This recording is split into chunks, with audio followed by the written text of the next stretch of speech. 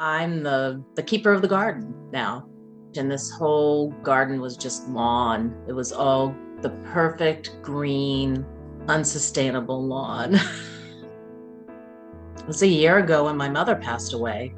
I became the sole keeper of the garden. So she lived here with me, and after my grandfather passed away almost 30 years ago, and she would look out the windows around the house, and she used to tell me she envisioned what she wanted to see. And she wanted to create rooms across the garden. There's paths, and there are little sitting areas, there's benches, there's the woodland section, which is more in the shade, a lot of hosta back there and more wild. And then in the sun, you have, the more formal, almost like an English garden, peonies and perennials.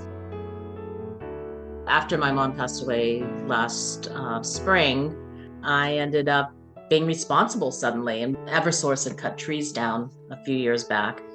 And that ended up turning my garden into a different place because there was a lot less shade. So hosta doesn't survive beating sun in the middle of July. My first garden project last spring, it was still March, I dug up all those hosta. They now are living across Merrimack to Nashua. I had hundreds, if not thousands, of hosta plants that friends and their friends and people with trucks came and actually hauled hosta out.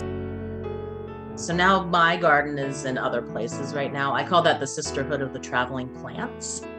This garden is certified for two things: certified monarch butterfly way station. Butterflies can pass through here, and it's called Monarch Watch.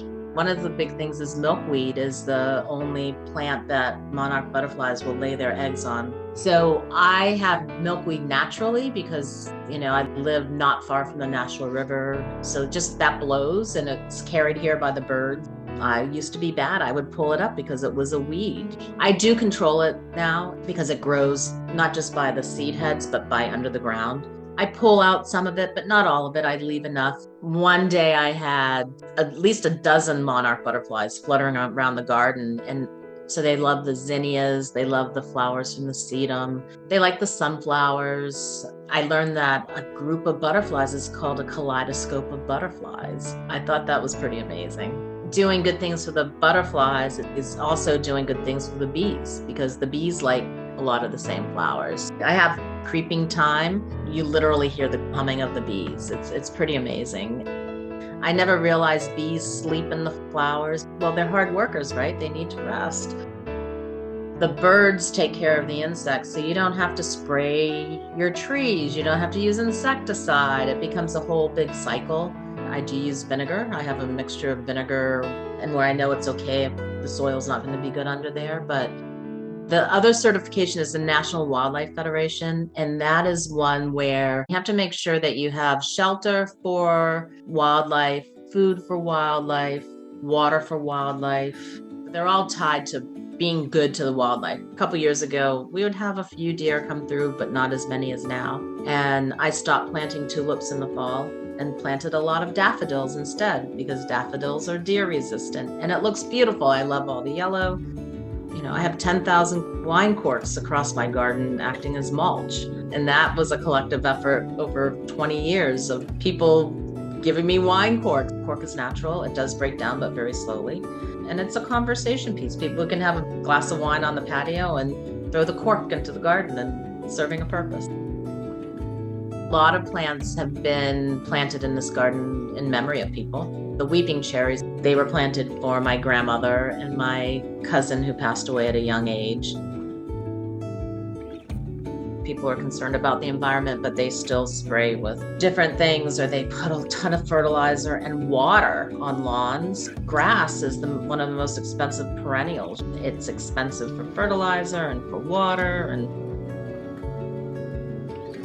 New Hampshire has a big issue with cyanobacteria because of the runoff of fertilizer in the environment. If something in the environment changes, your garden will change. So the benefit of those trees coming down, I have bluebirds now for the first time. They're little babies here, the clutches. I get a couple of clutches a summer. Bluebirds like big open areas because they like to be able to see for predators, and they like to be able to perch on something to look down for insects. with those trees going away, it opened up the area. So they came in for the insects too, where I don't put insecticide down. And having the bluebirds there, I mean, to me, that was just such a gift. I have the birds all through the year because even though I'm not in the garden in the wintertime, I make sure I have plenty of holly with dozens of them. They come through in flocks and they just strip the berries in a day or two. The robins early in the spring, you see them come in groups and just take the crab apples off the trees and the service berries. I have orioles. I have oriole couple. They don't nest in my garden, but they come here for the food. And then you learn the calls of the birds. They're all hungry. They're at the feeders.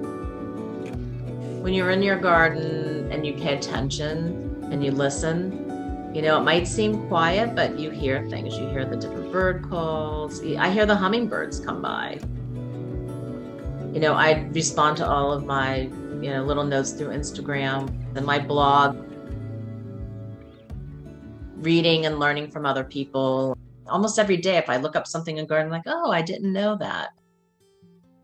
Truly, the philosophy is to get through every year.